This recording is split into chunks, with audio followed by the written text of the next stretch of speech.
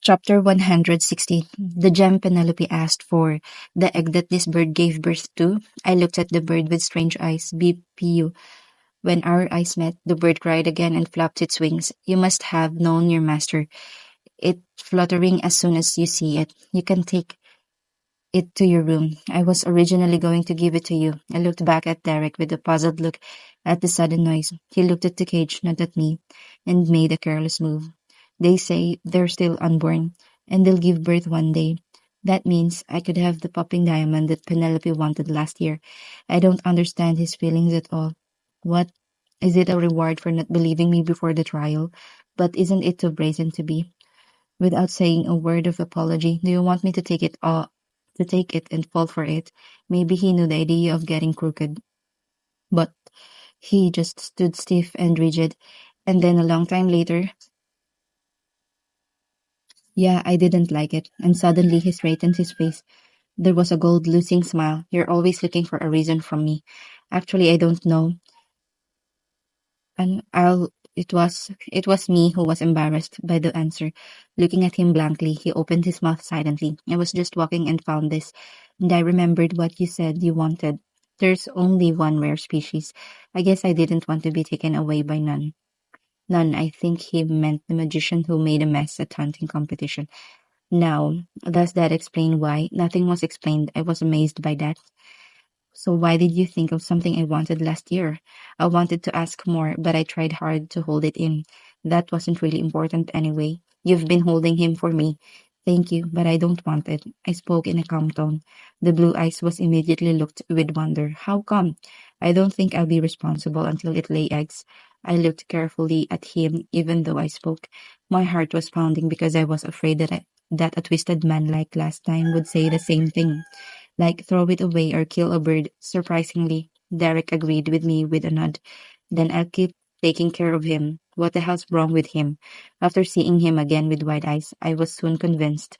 A bird that produces expensive jewelry, it cannot be killed. For Come look in sometimes instead. I'm not sure if I'll ever find it again because it's rare. Pew, the bird cried once as if to answer his words. I will, I replied obediently because I like to find bird very much. Of course, he didn't say it was only when you weren't there. An awkward silence fell in the office for some time after the reply. Watching birds cry intermittently, it was time to think about the time to say goodbye. When my father retires in a few years, I'll be taking over the dukedom. Derek suddenly broke the silence. You're so prepared, but you're bound to have a vulnerability in the process. The enemies will not let the grub slip through somehow and undermine Eckhart. You'll get into. It was very out of the blue. He continued his words without hesitation. Even though my eyes was bewildered, I have to control and prepare for all that in the future, as I have done so far. It's a family I have to protect and take responsibility for. It also includes you, Penelope Eckart. All of a sudden, he looks me in the eye. I stared straight at him in the cold, sober, arrogant form of aristocrats. He said, with every word of mind, it's not a big deal to lose some weight to block things that harm Eckhart's reputation. I didn't mean to pin on you. I immediately realized he's making excuses for the conversation he had in prison. The day before the trial, I wouldn't say I was right, but even if I go back, I will repeat the same choice again because it was the best thing to get rid of the slander of the aristocratic assassin who was put you on the false accuse. The blue eyes blazed with unknown passions. It was similar to when I looked at himself, who was making a statement on my own at the court, but I admit that I was hasty. From now on, I will listen to you and act with prudently because I think you can carry out your will without using evil anymore. He finished by saying, you have changed and will not do it again. I could understand through my head. As he said, he was soon to lead the great Duke, and every moment it is all that we have to make a reasonable judgment. Even though it's actually driving my brother to the abyss, there was not a word of apology, but I knew this was Derek's way of apologizing, which was raised by a thorough aristocracy. However, there was no way to stop the mind from getting crooked. You won't do that anymore. Peace off, I laughed cynically. What's the use of all that now? The real Penelope that uses evil has disappeared. I'm not the same as I said before. Words of no need were filled to the top of my neck, but I swallowed them until the end. The last time I saw him was only 32%. Penelope, he called me in an impatient voice. I want to be responsible for what I've done in the future. I don't expect it. I stopped him, took a deep breath, and smiled. I told you. His face was queer with my words. The orange-colored favorability above the head began to sparkle. I can't see the number, so it's flashing. I didn't know if it was a sign of or a negative. My heart was in a hurry. I'll leave you alone. Thank you for catching the bird. I turned around in a hurry, as it was likely to cause another plunge, and it was the moment I was about to head for the office door. When it comes to mining, an unexpected remark caught my attention. Always put the butler on his behalf. I looked back at him in a quiet mood. He still gave me advice with a distorted face. If it is known that young princess is the owner, there will be people who ignore it and shameless people who stick to you. You can use the wizard in the family if you want. He's already known about the emerald mine. Surprised at the fact that he knew, I couldn't say anything for a while. So what's the status of a man's favor that's no longer visible? A few days later, early in the morning, the butler came to tell me about the mine, as instructed by niece. I've put out 3 unprocessed high-end gemstones at the auction house, and all 3 gems from one top we were awarded a bid at the price that was 10 times the last auction price. What? I was startled. Because I created a random competition to set the top for distribution, but this was meaningless. As it turns out, it doesn't seem to be the top of the original jewelry. The butler also replied with a face that he did not know the language. You've heard of the top of the White Rabbit. What? What? I opened my mouth wide. It was the top run by Verdandi. What the hell's wrong with him? I thought I'd touch $1 billion, but I was really embarrassed by the unexpected development. I don't even think it's an episode of the game. It was unclear. It was just too much to think that my gemstone was coveted. If that is the case, there was no reason to sweep away everything by winning the last auction price 10 times. How did he know I was the owner of the mine and brought the gemstone? The butler carefully asked me if I knew him. Like in an instant, do you know the place, miss? No, no way, I quickly denied it. Then, shall we contact him? For now, put it on hold. For a moment. Hold it. I have to think about it. The butler tilted his head in wonder. But with 100% favor in front of the male lead, and another male lead is the only one I had to be careful about what I did. Besides, when it comes to mining, he was like my V rain. It's a big deal if the butler finds out that I secretly meet him. No, I hurriedly wrapped up the conversation. That's all you have to say? Oh, and the butler added that he still had something to say. Do you remember the 4 men you run into at the apprentices' quarters a while ago? The butler was extremely reticent as to whether he was going to recall not to mention it. I answered him, yeah, why? In the evening they were dismissed from the night. Dismissed? It was an unexpected news. I have told to leave it alone, but they were forced to kick it out. Well, that's great. I twist I twisting the corners of my mouth and laughed. I was surprised to see how fast it progressed, but it was not unexpected. It was time to feel sorry for not being able to see their faces when they were kicked out. Also, the Duke has put them on trial for contempt of the nobility. The following words indeed were unexpected. End of chapter 116. Chapter 117. Also, the young Duke has charged them with contempt of the nobility, came the unexpected words. Note there were some mistranslations in chapter 116. To the trial, the words sent me into a strange mood. I couldn't quite understand what Derek was thinking when he asked me what punishment I wanted them to receive.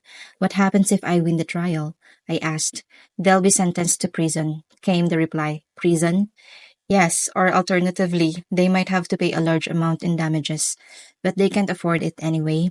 For a moment, it felt like the punishment was too severe for just some loose talk. But I decided not to dwell on it, regardless of their intentions.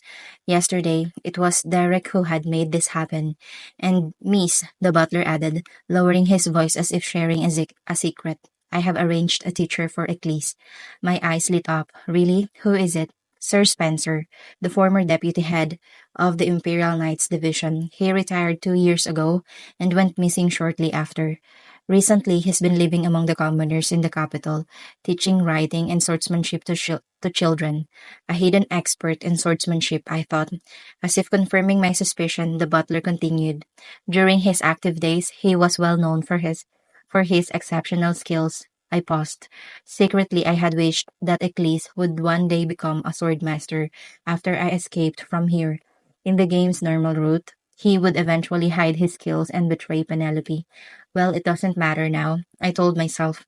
Right now, he needed to grow stronger, and if it helped his favorability toward me, all the better. Besides, Eccles was a genius. In less than a month, he would reach the level of a swordmaster. Well, soon take him to meet Sir Spencer. There's a carriage waiting at the back gate, the butler said. Then please call Eccles first. I'll get ready and meet you there, I said. My lady, the butler seemed surprised. Yes, it's his first day. I should see him off, I said with a smile. Now, with just over 3 weeks left before the coming of age ceremony, where the real heroine would appear, I decided to do everything I could to escape this cursed place and return to my original world. Asterisk, asterisk, asterisk. While the butler went to fetch Eccles from the dormitory, I washed my face and changed clothes. I picked a dark red dress, almost black, made of a light material. I remembered Eccles' reaction when he saw me in a similarly colored dress. During the eve of the hunting competition, it had boosted his favorability a little. Good, I thought. Satisfied with my appearance in the mirror, I headed toward the back garden. Opening the door quietly, the sight of the careful maintained flower beds swaying in the wind greeted me. As I was walking, I noticed some unknown light green flowers blooming in the garden. I picked one of the most beautiful ones. Its color was cliché but reminded me of my own eye color. A few days ago, I had returned the dried seed flower from flower crown Eccles gave me. I smiled to myself at the memory. Packing the flower behind me, I continued walking toward the back gate. In the distance, I saw Eccles and the butler already waiting. Even from afar, I could see Eccles' dark red favorability gauge glowing clearly. Quickly, I walked up to them, hiding the flower behind my back. Eccles, master. He looked surprised, like a startled puppy. You came, he asked. It's your first time going out. I'm more nervous than you, I said playfully. Eccles lowered his gaze but showed no signs of nervousness. I smiled and continued. How do you feel? It's just as you wished. His eyes twitched slightly. His expression was always hard to read, but after a long pause, he quietly said, Good.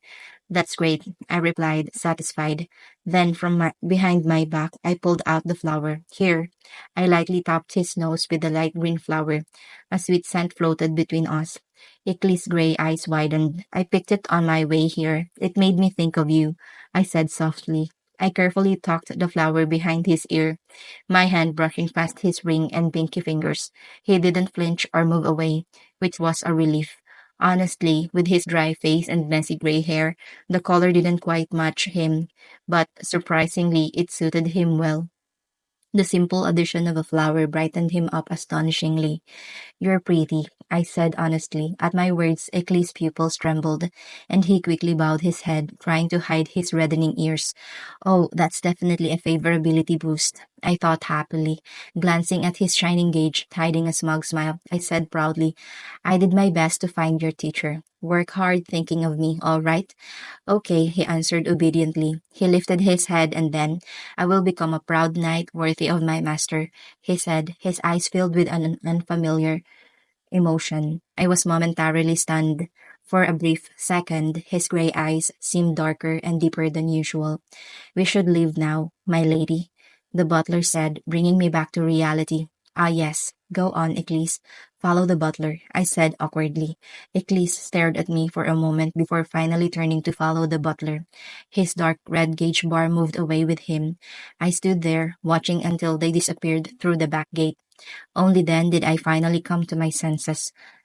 Such good feelings, I murmured. I realized too late that I hadn't checked his exact favorability level. It felt like a storm had briefly passed through me and was now gone. Asterisk, asterisk, asterisk. Back in my room, I sat at my desk, thinking about the news the butler had shared earlier that morning. Verdandi. I muttered. It had been a long time since I last saw him. Maybe it was time to meet him again, to see what color now floated above his head. There was also Phil Yoge, who would appear soon. I needed Penelope, who would appear soon. There was also Philip Penelope who would appear soon. I needed to check if he had contacted her. Tap tap. I tapped my finger on the desk, deep in thought. Maybe I can use the excuse of the top contract to meet him. But no, the emerald mine didn't officially belong to me. The butler had handled it discreetly. No need to expose myself unnecessarily. I opened the bottom drawer of my desk and pulled out a white envelope, but something else fell out with it. Huh? My eyes widened. It was a small white rabbit-shaped handkerchief, the one Winter had created with magic after the trial. I had put it away and forgotten about it. Carefully, I picked up both the envelope and the rabbit. I guess I should return this too, I murmured, alternating my gaze between the two. My mind was made up. I'll have to visit the vacant lot soon, I thought as I rose from my seat. First, however, I needed sleep. I had been up too early meeting the butler and the Cleese. My body felt heavy as I headed to bed, but just as I was about to lie down, walk, the window by the bookshelf suddenly burst open, letting in a violent gust of wind. Ah, what the hell? I flailed my arms, unable to even open my eyes. I was so overwhelmed that I didn't immediately recognize the familiar feeling of deja vu. Moments later, the wind settled, eerily calm, and then a loud, thick voice filled the room. A support request, contract, help at the top, panting. I struggled to regain my breath. What the hell? And then I saw it. The rabbit shaped handkerchief on my desk was speaking. It stood there, head tilted, its voice echoing. Urgent request. Come to the top quickly, please. End of chapter 117. Chapter 118. The rabbit's voice was suddenly cut off mid-sentence, just as it was about to reveal where the message came from. I stared at the handkerchief for a while, worried that the raspy voice might continue, but no other sounds followed. The room quickly fell silent. Alas, that's when I realized my body had frozen from shock. I flinched and moved slightly. Why would you send a message in such a crazy way? Can't you just deliver it normally? I muttered, brushing my chest to calm my startled heart. Suddenly, a flash of light appeared in front of me. You have received a suspicious invitation from Wizard Winter Verdandi. Would you like to teleport directly to the top? Yes or no? What is this? My mind went completely blank. Why is a system window popping up? Normally, the appearance of a system window meant the start of a new episode. It signaled that I was stepping into another storyline of the game. I had experienced this once before during the last hidden quest, but having gotten used to living here, I almost forgot that I was still within the game's narrative. No, this means I'm progressing through the game, I thought, trying to stay positive. Anyway, I was relieved that I didn't have to explain anything to the butler and prepared to go out manually. Wait for me, system, I said aloud, half laughing. Of course, the system wouldn't understand me, but it felt good to pretend I was giving it an order. I moved quickly, pulling out a cloak and a mask hidden in the closet, but then I froze. Oh, I remembered. I shouldn't wear the mask. Derek had confiscated it last time. I hesitated, thinking, do I really need to hide my face again? Winter already knew who I was. If we were meeting at the top, he'd likely be wearing a mask too. It would feel strange if he was masked while I wasn't. But then again, Derek had the mask. While pondering, a sudden thought hit me. I hurried to my desk and yanked open the second drawer. Inside was a bracelet with a platinum chain, the one Derek gave me after he took away my mask. The gems are enchanted. Wear it. It will activate protection magic and appearance changing magic. To others, you'll appear as a boy around your age. I could still hear Derek's explanation clearly in my mind. It's called cosmetic change magic. I quickly grabbed the bracelet and slipped it onto my wrist. Instantly, the purple jewel glowed with a soft light. Curious, I rushed to the dressing table. Wow, it's real. The mirror showed not my real self, but a handsome boy with short, curly hair. Only my blue-green eyes remained the same. My hair color and length had changed. Some faint traces of my original face were still there, but overall, it looked very natural. This is amazing, I marveled. Wait, does my voice change too? When I tried speaking, a boyish voice, a little husky, came out. It sounded like the voice of a young boy whose voice hadn't fully matured. My test, after repeating a few phrases, I adjusted to the new voice, but it's still a bit clumsy. I should be careful, I muttered. Looking at my dark hair in the mirror reminded me of Derek. I wonder what he looked like when he was younger. It was hard to imagine considering how sharp and mature he looked now. Snapping out of my thoughts, I noticed that the pretty white dress I was wearing didn't match my new boyish appearance. Luckily, I still had the suit I used during the hunting competition. I changed into a gray jacket, shorts, and semi-stockings. Now, I genuinely looked like a young noble boy. You look like a rich boy out to meet a pretty girl, I joked to myself in the mirror. After grabbing the rabbit-shaped handkerchief and the white envelope from the desk, I said, let's go. Not to meet a pretty lady, but to meet a pretty wizard. Asterisk, asterisk, asterisk. When the bright light faded, I found myself standing in front of a shabby building. I climbed the stairs and stopped at a familiar old door. I reached for the doorknob, recalling how it had opened to the temple the last time I turned the knob. Clunk, huh? It didn't budge. Embarrassed, I twisted and knocked a few more times. Clunk, clunk. What's going on? Where is everyone? Who are you? A sharp voice called out behind me. I turned quickly. A tall man in a white rabbit mask was pointing a cane at me, accompanied by a child wearing a lion mask. Oh, come on, he's supposed to be a secret wizard, but he always pulls out a weapon first. Flustered, I glanced at the glowing orb at the end of his cane. At the same time, I noticed the purple gauge bar above his head blinking rapidly. Who's sneaking around someone else's business? He snapped coldly. I don't take requests from kids. Go back. I'm a client. The rabbit sent me. I blurted out quickly, afraid the gauge bar might drop even lower. Oh, I added awkwardly, realizing I was speaking informally. Luckily, my words worked. The purple gauge bar stopped blinking. A chilly wind brushed past. The rabbit-masked man slowly lowered his cane and said, a little bewildered, a substitute. He turned to the lion-masked child. Put it away. He's a guest. The lion quietly lowered his cane, and tucked it into his arms in one swift, trained motion. I remembered how helpful he had been during the last incident. I want to greet him, but he probably won't recognize me now. Let's go inside and talk, the rabbit-masked man said, raising one finger. Clang, behind me. The tightly closed door unlocked and swung open. Come in, the man courteously led me upstairs. There was a strange cluttered look in his deep blue eyes as he gazed down at me, but I ignored it and stepped inside. The office inside looked exactly the same as before. Sit, he ordered. I obeyed and sat on the sofa. He came in after me, leaving the lion-masked boy outside and shutting the door firmly. I looked at him curiously. He explained casually. He'll enter through the back door. Removing his coat, he sat across from me. As before, he beckoned and the cupboard opened magically, sending a kettle and teacup flying toward us. The kettle cooled itself mid-air. Still dazed by the spectacle, I barely heard him say, I was just coming back from work because you arrived so quickly last time. I didn't expect you to come so soon, he added, his dark blue eyes fixed on me. It felt familiar somehow. All right, he once said clients usually visit a day or two after receiving a call. Arrogant aristocrats here like to make people wait. Oh no, did I just rush here again like a crazy person?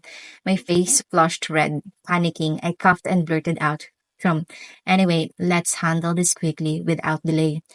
Realizing my speech was too informal, I hastily added a polite ending.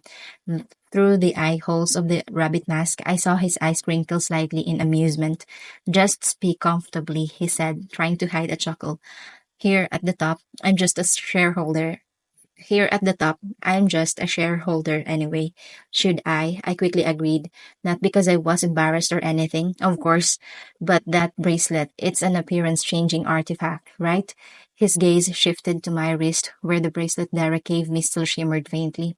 To sneak out, I guess. I'm glad you understood, he said, nodding. I thought a lot about how to send the message, Winter added thoughtfully. What was the problem? I tilted my head. He smiled faintly before explaining. I was going to send the rabbit again, like last time, but you seemed too frightened. End of chapter 118.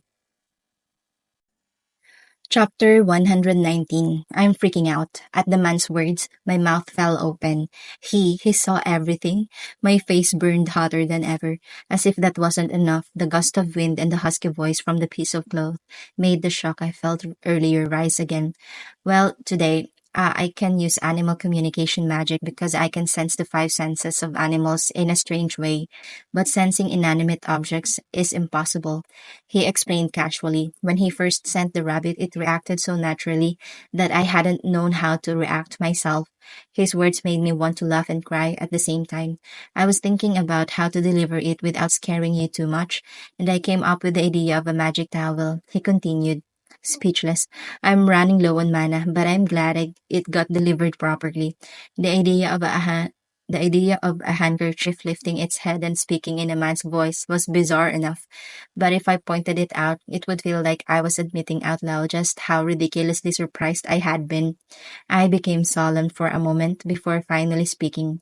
Anyway, I'm giving this back. I carefully pulled out the rabbit shaped handkerchief.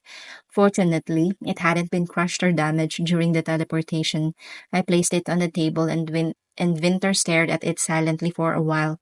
Seeing him like that caught me off guard. I spoke up without hesitation. I hope we can keep in touch through regular correspondence. If we keep using magic towels like this, I'm seriously going to have a heart attack. At my words, Winter slowly lifted his head. His dark blue eyes, revealed once more, quivered faintly. That's what I was hoping to hear, he said quietly, speechless. May I take it that you're willing to sign a contract with me? I was puzzled by his words. Why else would I have come here myself if not for the contract? Before we get to that, I said bluntly, I want to ask you something. How did you know that I'm the owner of the emerald mine? When I asked directly, his eyes widened slightly in surprise. I couldn't help but feel suspicious. No matter how I thought about it, it was uncomfortable. Did you investigate me? Or maybe, speechless, you weren't eavesdropping, were you? He looked genuinely flustered, an expression I had never seen from him before. Do you mean eavesdropping? Winter stammered, bewildered. Was that too harsh? But I needed to be sure. My lady, he sighed dramatically, lightly tapping his forehead as if pained. There's no magic left here to perform delicate eavesdropping spells. Look, he said, tapping the rabbit-shaped handkerchief in his hand. Almost instantly, the rabbit slumped and turned back into a crumpled piece of cloth. Today's message was barely delivered using a simple mana wave. Didn't you notice a lot of noise when the message came through? I had noticed. I stayed silent. Also, eavesdropping is a crime. If you doubt me, you can have the family wizard check. His frustrated expression looked genuinely unfair. Maybe he really wasn't as suspicious and crazy as he seemed. All right then, I replied awkwardly. Hearing that, Winter's eyes softened, almost amused. You seem to think this place is involved in some kind of dark magic, he said dryly. It's just information, my lady. I haven't done anything wrong. I coughed awkwardly, feeling like he had completely seen through me. Winter continued calmly about the mine. He leaned back and explained, when I met your father at the hunting competition, he boasted about the high-quality gems coming out of the emerald mine in the southeast. I frowned at that. The Duke? Thinking back, the Duke and Winter had seemed friendly at the hunting event. They must have had a conversation. Are they close? Winter noticed my reaction, but continued. I assumed the family would handle it through their own wizards, but later at an auction, I saw one of your butlers negotiating with a merchant. That's when I realized the ownership had likely changed. Speechless, if it had still belonged to your father or brothers, they wouldn't have let anyone else handle it. In short, Winter had seen my butler guess the situation and figured it out. I was honestly amazed at his sharpness. He must be someone deeply connected to the Duke's circle to recognize my butler by face. It wasn't information easily available to outsiders. After hearing his credible answer, I nodded and asked the next question. But Why me? I wanted to know why he wanted the contract with me specifically, especially since he didn't even deal in jewelry. Winter hesitated, lips slightly pursed. I thought one interaction would be enough, he muttered. I quickly cut in before he could make another excuse. From beyond the rabbit mask, a faint laugh escaped, light and teasing. My lady, you're really slow when it comes to people, he said warmly. My eyes widened. The Marquis is good at reading people. I had once told him. It felt like we were half quoting each other now, half mocking, half sharing. Oddly, it didn't feel unpleasant. The realization hit me strangely hard. I don't know if he's here to kill me or something, but in reality, the alarm bells I had expected weren't ringing. Instead, Winter seemed almost gentle. As I stared at the rabbit mask, lost in thought, may I speak frankly? He said. He stared directly at me. I'm interested in you. I blinked. What? I'm curious about what kind of person you are. What you think about, what values you hold. I want to know who you are beyond what you show others. Speechless, but the only legitimate reason I had to approach you was through a business contract. When he finished, I instinctively glanced above his head. There it was, a vivid purple gauge bar. What the heck? Is purple the color of love? I wasn't exactly an expert at relationships, but even I knew red or pink were typical signs of a crush. Still, purple seemed excessive, or maybe it meant something else entirely. Is he a pervert or something? A cold thought ran down my spine, and I took an instinctive step back. Why are you curious about me? I'm someone who collects, buys, and sells information. Winter said plainly. I thought I understood people well, but you are different. I still don't know what kind of person you are. The more I listened, the more confused I became. I couldn't figure out what kind of man Winter really was. And if you do it, and if you do find out, I asked, what then? Maybe nothing will change. Maybe everything. A vague answer, but he added lightly, wizards are curious creatures. To satisfy that curiosity, we're not picky about the methods. Even if it wasn't this business contract, he would have found another way to approach me. I frowned. Is that a threat? It's a proposal, he said smoothly, his eyes curving playfully. I let out an incredulous laugh. Finally, he returned to the main point. I haven't dealt with jewelry until now because it's a very competitive market. He smiled faintly under the mask. But there's no magician in the Empire who can engrave magic into gemstones as powerfully as I can, minimizing the chance of damage. His confidence wasn't unfounded. The purer the gemstone, the harder it was to engrave magic without shattering it. A single mistake could ruin everything and bankrupt a merchant. Yet, Winter spoke with unwavering certainty. If you leave the raw gemstone processing and distribution to me, you'll see the best returns after that. After you'll see the best returns faster than any other merchant house. His voice was low, firm, and full of promise. So trust me, my lady. End of chapter 119. Chapter 120. A mysterious light shimmered in the navy blue eyes staring at me. I had come here after much thought, determined to persuade him to sign a secret contract. But judging from how things looked now, it felt like I was the one desperately begging him to sign. Why? Again, I was caught up in a swirl of meaningless emotions, ridiculous curiosity that he truly wanted to know who I was. I couldn't believe that was his only reason. Narrowing my eyes slightly, I glanced at him.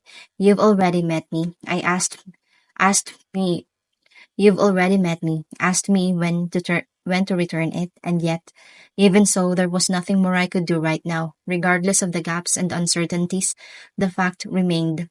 This was just one of many paths I could take, and I needed this contract with him.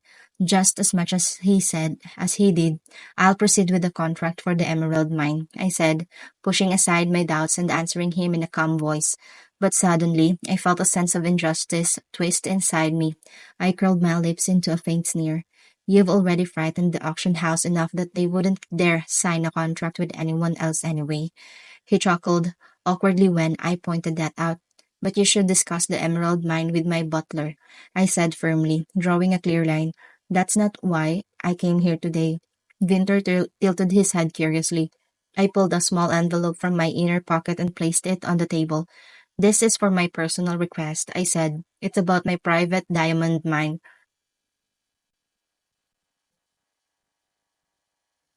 Surprise flashed through the slits of his mask.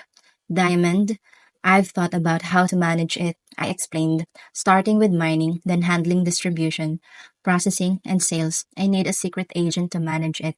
He was silent, clearly confused. Talking about emeralds and suddenly bringing up diamonds would do that to anyone. But this was the best choice. Now that Derek knew about the emerald mine, I could no longer treat it as my private property. The butler managed all the accounts. After all, if large amounts of money kept appearing without explanation, it would immediately raise suspicion. I needed a way to secretly build my own wealth, and Winter was the perfect partner, someone powerful enough to help and connected enough to hide it. Without knowing my calculations, Winter looked down at the envelope, still a little dazed. What about your family? Won't they notice? He asked carefully. No one in the family knows about this mine. I replied, lowering my voice. Winter was sharp and suspicious. Good traits that I plan to use to my advantage. You know my position in the household, I continued, lightly tapping the envelope. This is my personal fund, my lifeline. In truth, it was less about survival and more about building independent wealth and gaining his favor. Still, wouldn't it seem more tragic and thus more convincing to appear like a powerless noble clinging to life rather than an ambitious aristocrat? Winter said nothing, simply gazing at me through his mask. I couldn't read his expression, but when I mentioned Lifeline, his eyes flickered. I don't just need someone to manage the diamond business, I said. I need someone I can trust with the money itself. Someone who will keep it hidden. Speechless. You'll be the one signing the contract, I added with a soft smile. In return, I'll offer you 60% of the total revenue. It was an outrageous offer. Normally, a noble would take the lion's share, leaving barely scraps for their agents. Giving 60% was incredibly generous and strategic. Winter's masked gaze wavered, and I knew I had him. After a long silence, he spoke. You're asking me to trust you completely, he said quietly. It wasn't quite permission yet, just a hesitant question. I blinked in surprise. Trust? Where was that coming from? I recalled our earlier conversations. I'll repay the favor, my lady. Trust will be restored. Will you come find me again? He remembered, but sadly, between him and me, there could never be real trust. How could I trust a man who could betray me at any time? The strange emotion stirring in me cooled quickly, hardening back into caution. Still, I couldn't say that aloud. I smiled casually. It's not so much trusting you, more like trusting the Marquis. I had his secret, and he had mine. We were bound by mutual risk. That was our version of trust. Winter's wavering gaze settled. There's one condition, he said. What is it? I'd like to arrange a few private meetings to satisfy my curiosity. Meetings? I repeated, raising an eyebrow. He nodded, serious. In return, I'll only take 30% of the revenue. I thought for a moment. It wasn't the best for me. Meeting him too often could be risky, but I also needed to gauge his intentions through closer contact. It wasn't a bad deal. All right, I agreed. He immediately extended a hand. Please take good care of my money, Miss White Rabbit, he said with a smile. At first, I hesitated to take it. It felt awkward, shaking hands so formally, especially since I was disguised. Just as I was about to withdraw, he suddenly grabbed my hand tightly. His hand was much bigger and warmer than mine, and he gripped it firmly. I look forward to working with you, my lady, he murmured. At that moment, a system message popped up. Would you like to check Winter's favorability? Cost, 2 million gold. Gain 200 fame. My eyes lit up. Without hesitation, I chose 2 million gold. A notification flashed. Favorability 52%. Reserved funds 68 million gold. My jewelry business hadn't even properly started yet, so most of my funds were still from the hunting competition prize. But I didn't care. Favorability 52%. It was a huge jump from 44% last time. In normal mode, it would take 3 to 4 major events to move that much. If this were a mobile game, I would have deleted the app already. Still, I managed to stay calm. This wasn't a game anymore. This was my reality. By the time I looked up from the notification, I realized he was still holding my hand. You can let go now, I said gently. Blushing slightly, he let go and cleared his throat. The contract will be prepared discreetly on my side and sent by letter, he said. Thank you. I'll take my leave. Then I turned to leave. But as I reached the door, he suddenly called out, Did you bring a courage today? I blinked. A courage? Winter nodded. I noticed you came alone. Silence. Damn teleportation. It had been so long since I'd used it that I completely forgot. I'll add one more request, I said, quickly trying to save face. Please take me to Hamilton Street. He chuckled softly at my embarrassment. I had to fan my face, pretending it was just the heat. The next day, the contract and the letter Winter had promised arrived without a hitch. End of chapter 120.